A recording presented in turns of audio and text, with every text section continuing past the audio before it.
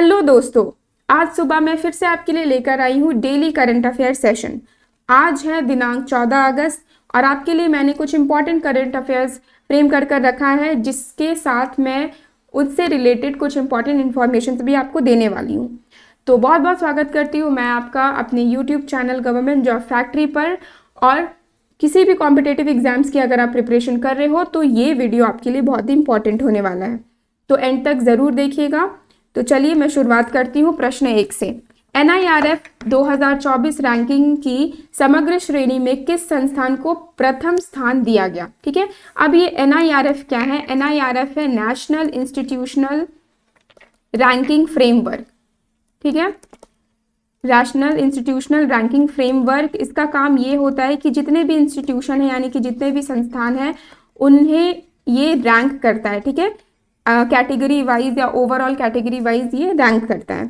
तो क्वेश्चन में ये पूछा गया जो समग्र श्रेणी यानी कि ओवरऑल कैटेगरी है उसमें किस संस्थान को प्रथम स्थान दिया गया है?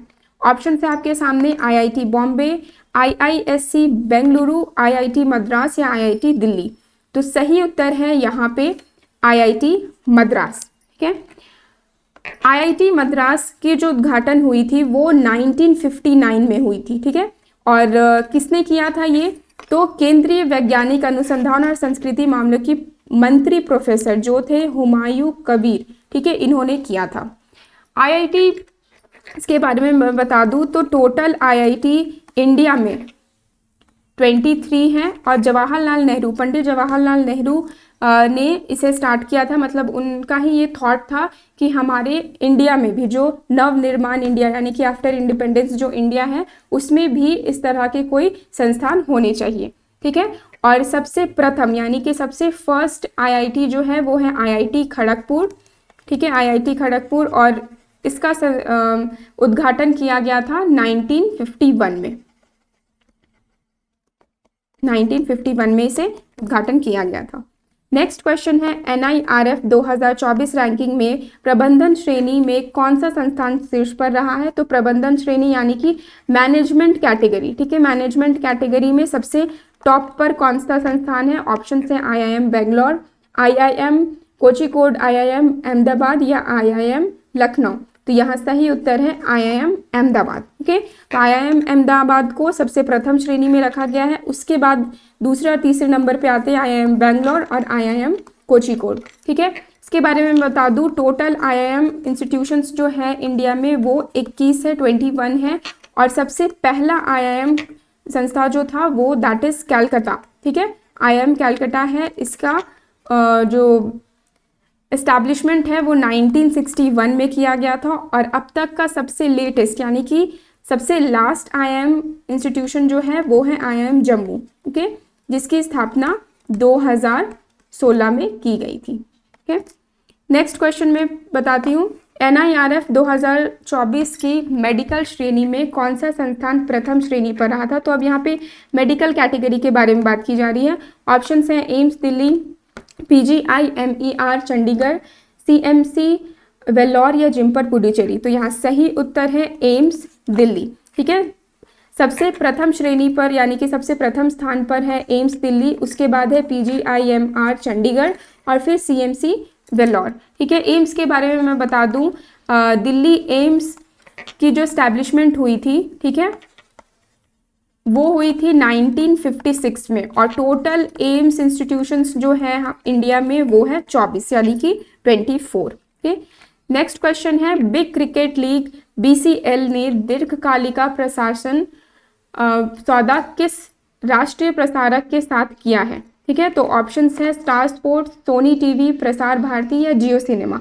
ठीक है, अब ये बिग क्रिकेट लीग इसके बारे में बता दूं ये T20 टूर्नामेंट से रिलेटेड होता है। ठीक है, तो ये पूछा जा रहा है कि कौन से राष्ट्रीय प्रसारक के साथ, ठीक है, इसने सौदा किया है? तो यहाँ पे सही उत्तर है प्रसार भारती।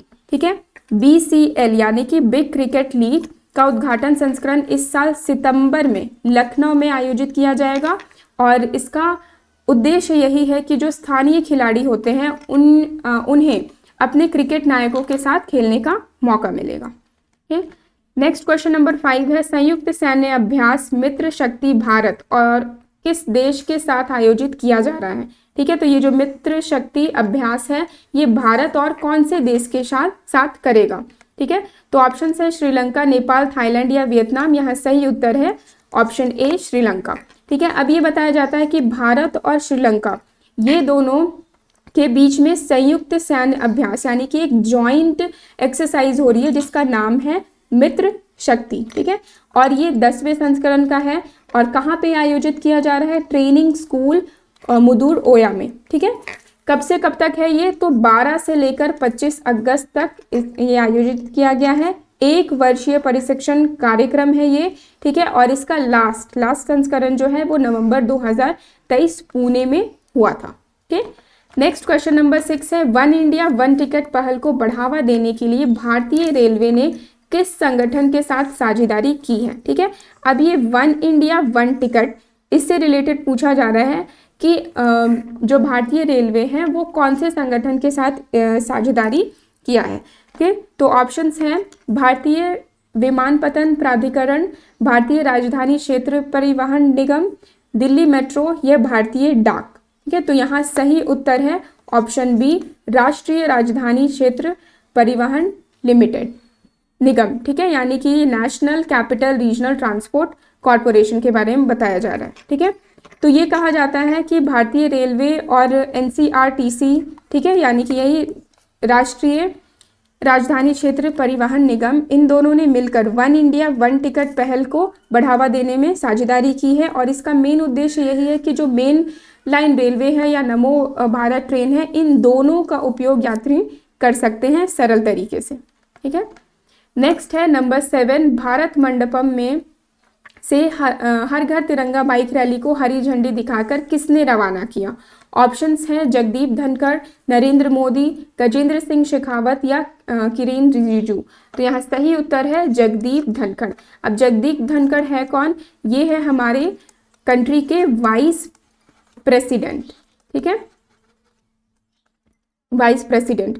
तो जगदीप धनखड़ के बारे में बताया जाता है कि इन्होंने ही ये नई दिल्ली के भारत मंडपम में हर घर तिरंगा बाइक रैली को हरी झंडी दिखाकर उसे रवाना किया।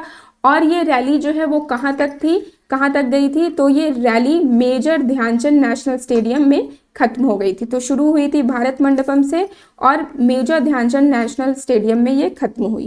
ठीक है, नेक्स्ट है क्वेश्चन नंबर 8, संदीप पॉड्रिक ने हाल ही में किस मंत्रालय के सचिव के रूप में पदभार ग्रहण किया।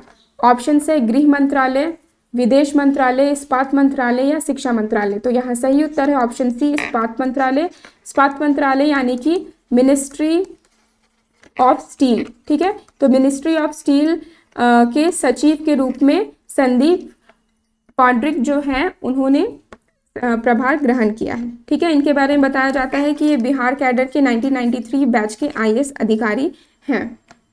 नेक्स्ट क्वेश्चन नंबर 9 है, भारत का पहला मानव रहित हवाई प्रणाली यानी कि ड्रोन के बारे में कहा जाता है प्रणाली हेतु सामान्य परीक्षण केंद्र। ठीक है, परीक्षण केंद्र यानी कि जो ट्रेनिंग सेंटर है वो किस राज्य या केंद्र शासित प्रदेश में स्थापित किया गया है। ऑप्शन है आपके सामने तमिलनाडु, महाराष्ट्र, राजस्थान या पंजाब। तो ऑप्शन ए यहाँ सही उत्तर है यानी कि तमिलनाडु। ठीक है, तमिलनाडु सरकार ने मानव रहित हवाई प्रणाली यानी कि ड्रोन के बारे में कहा है कि ये सबसे पहला कॉमन टेस्टिंग सेंटर 45 करोड़ रुपए के लागत से तमिलनाडु में स्थापित किया जाएगा। नेक्स्ट क्वेश्चन नंबर 10 है, कौन सा राज्य विश्व आर्थिक मंच के सहयोग से उन्नत विनिर्माण केंद्र स्थापित करने की योजना बना रहा है। ठीक है, कौन सा राज्य।